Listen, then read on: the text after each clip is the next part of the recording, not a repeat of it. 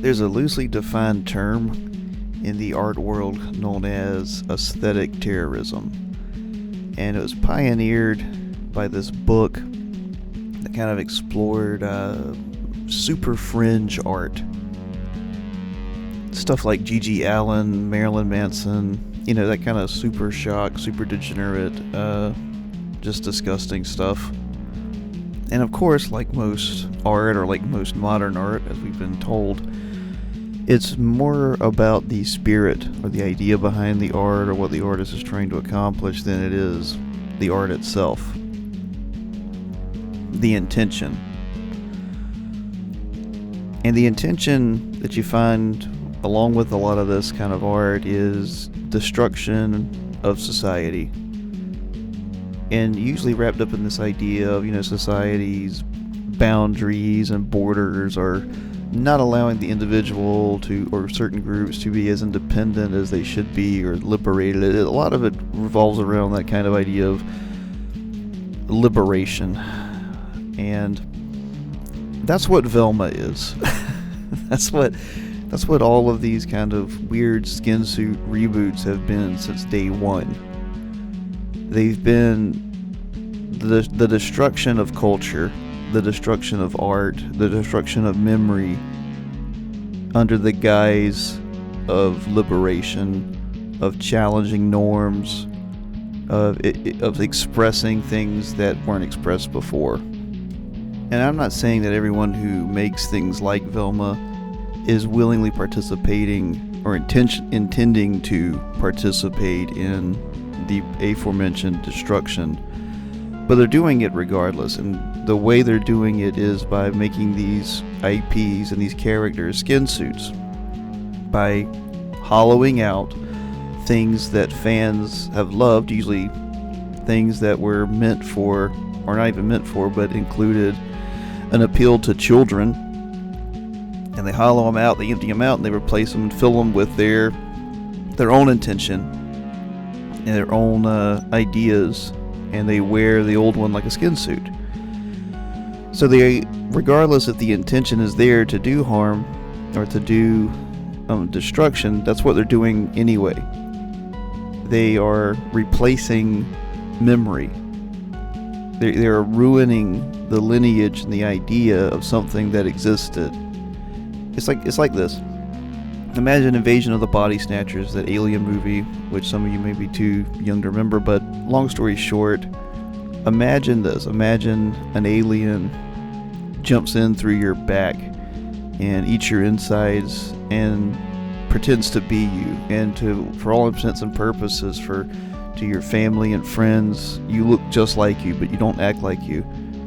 If everyone accepted that, and no one was like, hey, clearly this is an alien, even if they knew something was different about you, that's what your memory would become. That's what everyone would remember you as. That's what your legacy would be eventually. Even if it didn't last long, they'd be like, wow, he really got kooky there at the end. It at least blemishes, it at least tarnishes what you were, what your memory was. And I don't want to go too deep into the woods with this, but we've had a society for so long that doesn't value the past and doesn't value the idea of a legacy, doesn't value the idea of lore or honor. We've brought down all value, we've destroyed all value, we've said everything is as equal as everything else. It's all opinions, there's no truth, it's all subjective, there's no objective truth or beauty. And when that happens, it means there can't be anything that defines anything anymore. Nothing can have a defining characteristic. And that's how you destroy a people's past. You give them no hope for the future, and you control their present. Now, like I said, I don't know what all is intentional or not in the creation of this, but we can't keep allowing that to happen. Or we can't be willing participants in it. And this is something Alexander Solzhenitsyn pointed out with the Soviet Union.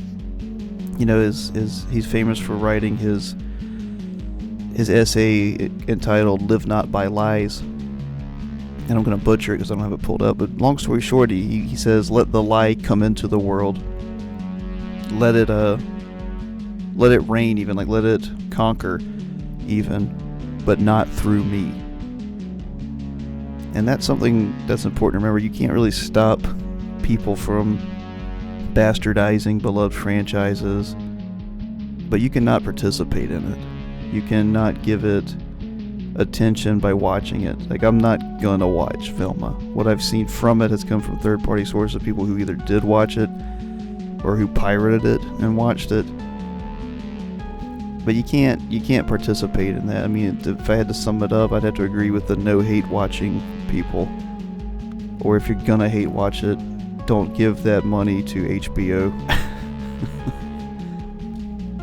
Because companies, much like narcissists, don't really care how they get attention. They just care that they do get attention. Because for companies like HBO, attention equals money. As long as people are watching it, they can sell ads. As long as people are watching it, they can justify making it. They don't care if you like it or not. They just care about numbers on a board. They, like comic book companies, they just care how many issues were sold. They care how many times the link was clicked online. You have to starve it out. The only way to fight this kind of alien idea that's gonna eat up all your IPs is to say, no, I don't want anything like that ever that comes from you. I'm not going to give you a moment of my time or money. And if you want to be part of this, if you want me to pay you and give you attention, you have to behave a certain way. And if I may continue with that original idea of aesthetic terrorism, which I do think that aptly applies to Velma and these kind of skin suit things that keep happening, because they're just not good for your soul.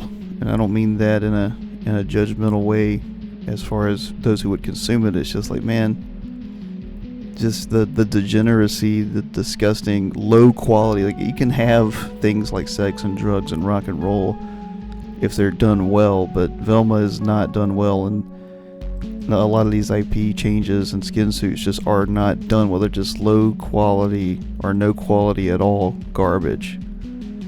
And you can't eat spoonfuls of high fructose corn syrup for food and expect to not just be, miserable. And even if you're eating it ironically, it's gonna rot you from the inside out. And I don't know, maybe that's what this stuff is designed to do. If you want a cool experiment of that, I mean, I remember, I don't know if it was right when they were created or whatever, but it was like, wasn't it Israel that was broadcasting pornography to some of their enemies' homes and radios and stuff or something like that, and because they knew it would rot away the society of their enemies. They knew it would destroy the men and cripple the women, destroy them too, because they're just, if you're surrounded by this cloud of garbage, the stink is going to get to you. It's going to get in your soul. So, I don't know, I had to get this idea down and then say, when something like this comes out, for your own sake, and therefore the extended circle of family and friends and your nation and your world, just don't let it in. You can bar the gates, attack it, but don't give it the satisfaction of attention. Thanks.